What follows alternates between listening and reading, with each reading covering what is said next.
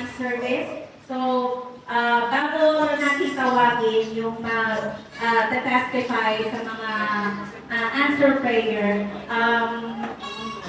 gusto ko na yung munang i-share, no? Na praise God, and itinataas ko, actually, hindi lang ako, kundi ang mga kababaihan, no? Kasi we are on a week 10. Amen. Palakpak po sa Diyos. Yan.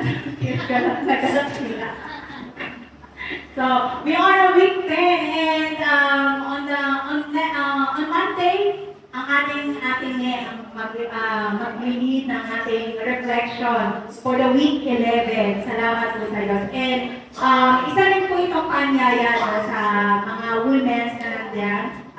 Nagpapasalamat tayo kay Ate Nina, kay Ate Elisa, at kay Ate May na kahit hindi masyadong hindi natin masyadong nakakasama, no, sa ating pananambahan every Sunday. Active pa rin sila sa chat ng women. And we praise God sa mga buhay nila kasi sa mga simpleng paraan, ginagamit sila ng ating Diyos sa pag-lead ng reflection. Amen? Amen! Hallelujah! Palakpak po sa Panginoon! And right now, tinatawagan ko po magte-testify ng mga answer prayer natin na pinopost natin sa Facebook, no? So, may I call Ate Nalu. Praise God. Amen. Praise the Lord. Talagang pinilit lang ako niya. Hindi po, I created this morning, and I praise the Lord for everything that He is doing for making this day for prayer, intercession. And naiyak na ako kasi while I was praying on this, sabi ko kanina, kay Pastor, wala siya dito ngayon kasi nasa work. And sabi ko, I will think I am able to say everything. Hindi mo ito lang ako. Because God is so great po sa ating buhay. We can never complain what we are going through sa ating buhay ngayon because lahat po ng nangyayari sa atin, lahat po yan ay pinagkalapit-lapit ng Diyos for our goodness po. Makikita po natin at the end that everything ay para sa ating kabutihan. And yung una po na, ano po pala, create, and I just chose 3 lang, so, ito po siya, ay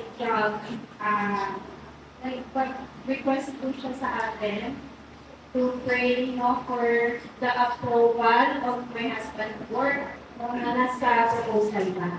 And, sabi niya, salamat po, my first prayer request granted po. Just forget to say thank you dahil po sa pinagdaanan namin family, but I treasure it grateful.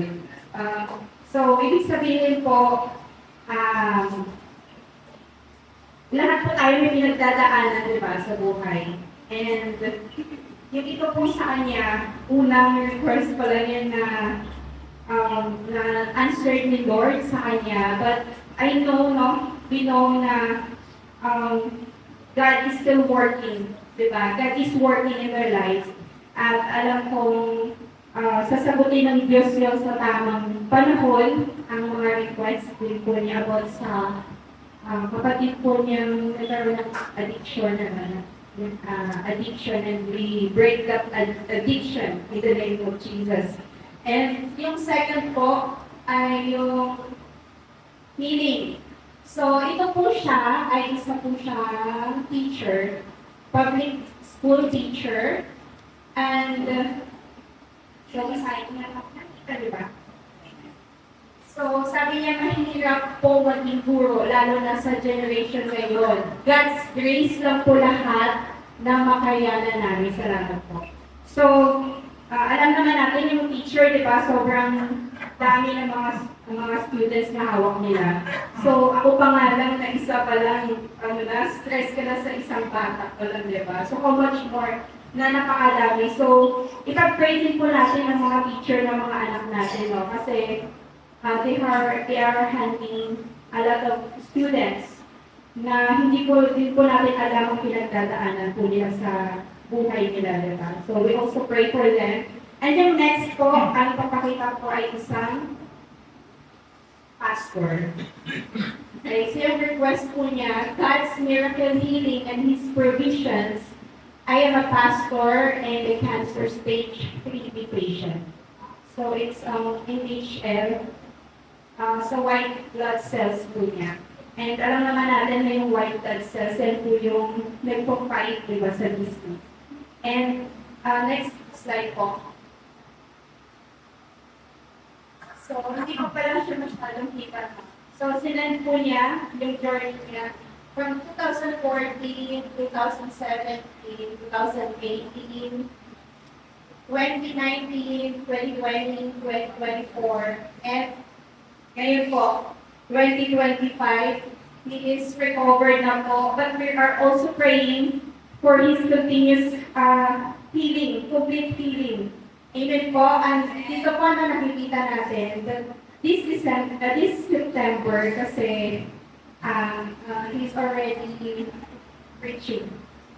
Amen po. Sa Diyos po ang papuri sa kanyang kabutihan po sa mga tao ito. Hindi po natin sila kilala personally, no?